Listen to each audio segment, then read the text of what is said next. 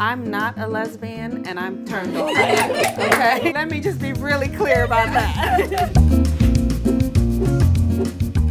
Hi, my name is Monique Ruffin, and this is Generation Sex, where we talk about all things sexual, sensual, and hot. Today's topic, sex, beauty, and fitness. And my guests are Ainsley Faust, Diana Newton, and Wendy Ida. Welcome, ladies. I'm so happy you're here with me. Yay! Thanks for inviting us. Yes.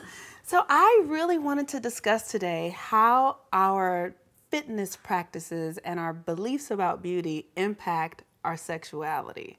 My sexuality is something I have to really work on. When I didn't have to work on it as much as I did when I was 30, so I know that you're married. So tell me what it's like for you, Diana. Because I'm a Pilates instructor and I've been a fitness instructor for 10 years already. Right, okay. If I don't get my workout in, like I have so much like anxious energy that he'll be like, let's do it. And I'll be like, but I have a to-do list. Right. And I can't shut my brain down and get into that like moment with him because physically, because when I don't get to exercise, my energy is just like, it's like too contained or too. I totally get it. And I find that with all my clients, because I have clients of all ages, you know, in their early 20s up to their 60s. Yeah.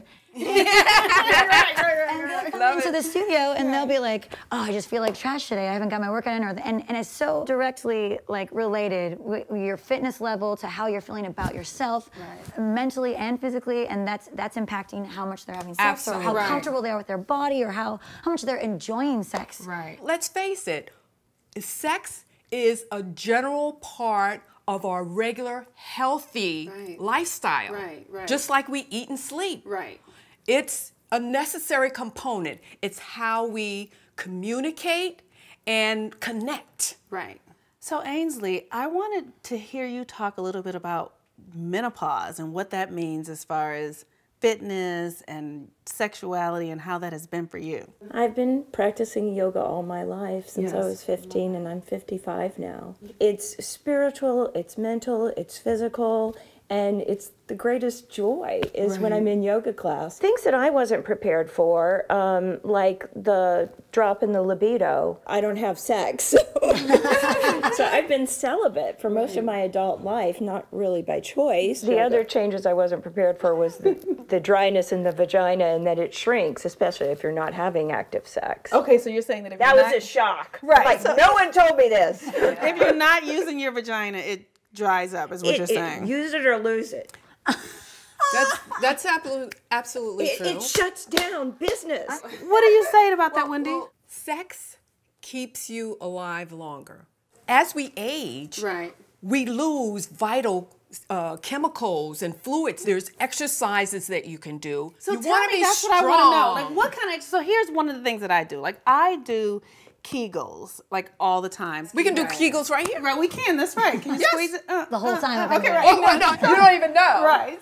So let's turn the corner a little bit. This idea of beauty. We live in a culture that really says that beauty looks a certain way. Ugh.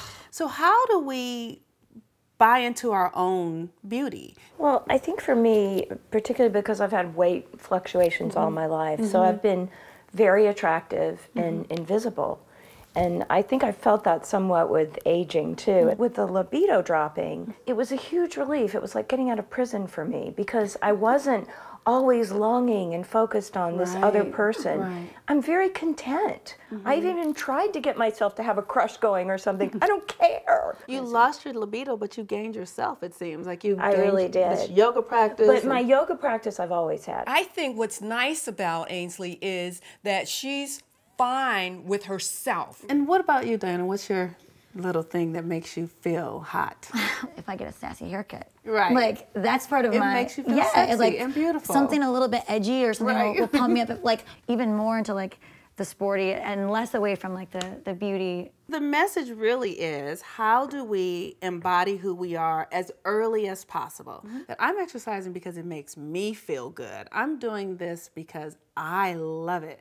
And it gave me a new sense of power. That didn't exist for me when I was in my 20s, for exercise, for beauty, or for sexuality. And so what do you ladies, what do you think about that? How is that for you? I'm in better shape now than when I was in my youth. The good thing right now is that my head is in the right space. Because let's face it, the most erotic organ on our body is our clitoris. No! You wish. No, it's all about here, baby.